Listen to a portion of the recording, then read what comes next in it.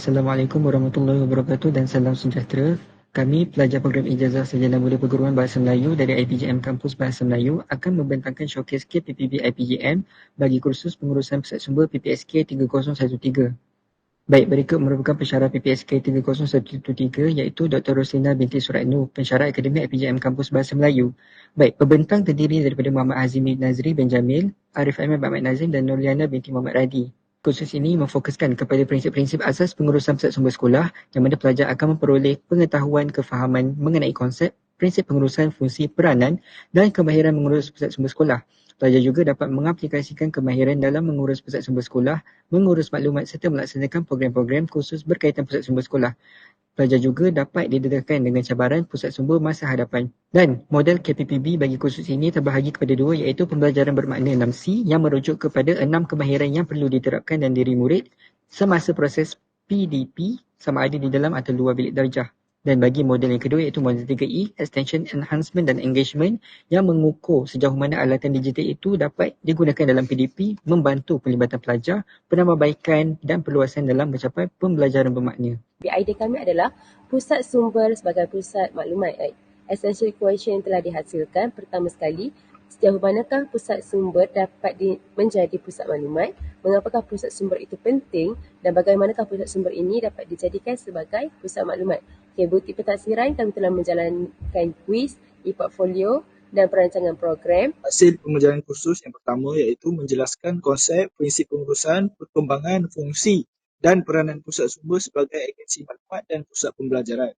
Tugasan satu kita lihat ialah kursus, iaitu kursus kuis pusat sumber. Ini adalah jawapan-jawapan bagi EQ, 3 EQ yang dibawakan dalam pembentangan kami. Ini big idea iaitu pusat sumber sebagai pusat maklumat. HPK kedua, dapat dua amalan yang telah kami jalankan. Pertama, pengkatalogan. Pengkatalogan ni adalah senarai sumber yang terdapat di dalam PSS. Kalau pusat sumber sekolah, kita refer Anglo-American Cataloging Rules. Kalau kita lebih kenali sebagai OPEC. Kalau kita nak cari buku dekat pusat sumber, kita terus pergi dekat sistem OPEC, terus cari buku apa yang kita nak, terus jumpa. Seterusnya, amalan kedua iaitu sistem pengkelasan. Tujuannya adalah untuk memudahkan pengguna mengakses atau mencari bahan dengan cepat. Setiap bidang ada kod tersendiri. Contoh macam karya am 000. Pentaksiran berterusan, kami dikehendaki menghasilkan pusat sumber maya yang kreatif secara individu menggunakan kemahiran teknikal yang dipelajari peserta TMK. Melalui penghasilan e-portfolio ni, banyak maklumat yang dapat kita terokai dan ia mudah diakses bila-bila masa dan kita dapat menerapkan pembelajaran sepanjang hayat. Koleksi perpustakaan maya dan pusat sumber interaktif iaitu dilengkapi dengan aplikasi dan fitur yang moden selari dengan keperluan masa kini. Baiklah, beralih kepada HPK 3.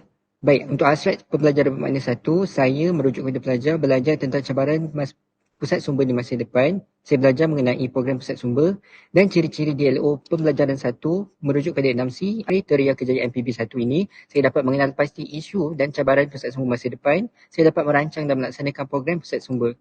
Baik, untuk pentaksiran, kami diminta untuk menulis kertas kerja bagi program pusat sumber sekolah yang wajarannya 30%. Topiknya adalah program pusat sumber dan cabaran pusat sumber masa hadapan. Baik, kuliah di sini merujuk kepada bahan-bahan yang digunakan untuk mencapai HP3 ini. Aktiviti kuliah dan pentaksiran, kami diminta untuk rancang satu program galak membaca di pusat sumber secara maya dan menghasilkan perancangan program pusat sumber sekolah dengan mengambil kira cabaran pusat sumber masa hadapan. Gambar di bawah merujuk kepada bukti dan juga pelaksanaan program tersebut. Di mana yang kita telah sebutkan tadi dalam slide yang pertama iaitu ada 6 amalan 6C. Yang pertama, kita ada gunakan word, amalan 3E dan juga 6C. Komunikasi yang berlaku adalah antara kami sebagai pelajar dengan komuniti-komuniti luar dan juga masyarakat seperti di masyarakat di dalam library dan juga di luar. Yang kedua, kita lihat kolaboratif, bergaul dengan komuniti luar juga, iaitu seperti perpustakaan Syed Naqib Al-Atas dan juga perpustakaan Datuk Loman Musa. Yang ketiga, kenegaraan, memahami pelaksanaan pengurusan pusat sumber di peringkat sekolah, perpustakaan daerah dan juga kampus. Kemudian menggunakan pemahaman tadi untuk menyelesaikan tugasan khususnya dalam bidang kenegaraan. Yang keempat, sahsia, iaitu membaca ataupun pusat sumber ini. Sebagaimana yang kita tahu, boleh membentuk sahsia dengan membaca. Yang kelima, pemikiran kritis, membuat berkaitan daripada hasil pembacaan untuk berfikir secara kritis. Yang terakhir sekali, iaitu kreativiti, Pusat sumber dan juga amalan-amalan yang kami jalankan tadi telah membentuk kreativiti dalam diri kami untuk menghasilkan idea-idea baru. Terlihat yang kedua, model 3E sebagaimana yang kita kata adalah untuk mengukur alat digital, yang ini extension yang pertama untuk berkongsi hasil kerja bersama dengan komuniti luar. Seperti e-portfolio tadi telah kami kumpul dan juga kongsikan dengan komuniti luar seperti komuniti di sekolah dan juga komuniti di IPG Kampus Bahasa Melayu sendiri.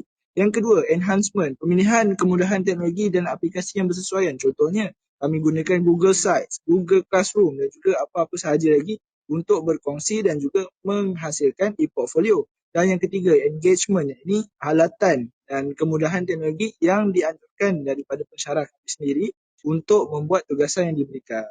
Seterusnya beralih kepada pelaksanaan KPPB yang meliputi 4 peringkat iaitu pengetahuan, kemahiran, perancangan dan pelaksanaan. Bagi pengetahuan, pelajar merungkai maklumat kursus bagi kursus pengurusan pusat sumber ini dengan lebih dalam dan menyeluruh. Perkongsian daripada pensyarah dan komuniti di luar juga dapat memudahkan dan menambah ilmu pengetahuan para pelajar tentang pengurusan pusat sumber yang baik. Kelas seterusnya kemahiran iaitu kami telah mengikuti bengkel abadi, pengkatalogan serta pengkelasan di mana memudahkan pengguna mencari bahan dan menyimpan bahan dengan mudah. Okay, di sini kita dapat menerokai maklumat tanpa batasan. Perancangan dan pelaksanaan program Mari Bedah Buku 2023 telah dijalankan di dalam kelas selama 5 ke 10 minit dalam kalangan siswa guru IPG KBM bagi menggalakkan amalan membaca. Akhir sekali kita lihat rakan pembelajaran atau partnership. Pertama sekali kami telah berkolaborasi dengan pihak daripada Syed Muhammad Naqwi Al-Atas Library, kita sebut sebagai ISTEC. Dan kami berkolaborasi untuk buat lawatan dan juga melihat pengkatalogan, juga melakukan beberapa aktiviti di sana yang berkaitan dengan pusat sumber. Baik, sekian sahaja daripada kami.